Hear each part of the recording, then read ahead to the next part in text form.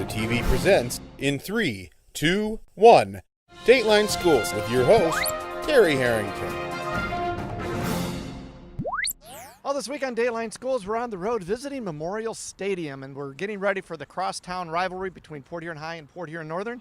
But this year's game has some added significance as they're going to rededicate the stadium. To tell us all about the festivities, my special guest is Port Huron Area School District Athletic Director Ken Semelsberger. And Ken, yesterday he gave us a good description how the stadium came together and the main piece of the remodeling, I guess you could say, with the moving of the walls so everybody can see it. But what other improvements and changes have you made here at the stadium?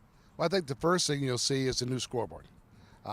It's going to be at the north end of the stadium rather than the south end, and it was too big to put on the building, so we had to put a separate structure out there. So that's number one thing. It's a first-class, top-notch stadium scoreboard.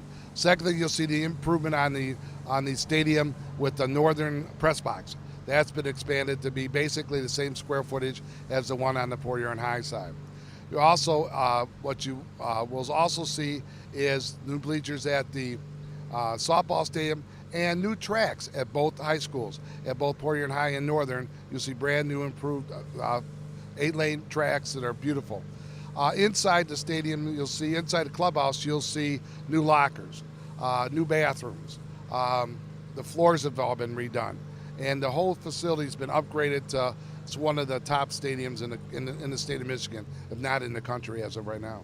And I guess, too, one thing a lot of people probably don't remember that the softball field, the track, and all of the other amenities you have here at Memorial were all part of that original project. Right. On 1945, when they started that project, that was all part of it. So it's actually a 22-acre complex that's here. So it's an amazing facility.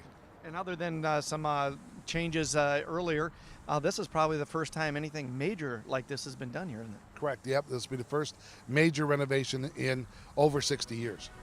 We'll be back with more tomorrow. For Dateline Schools, I'm Terry Harrington.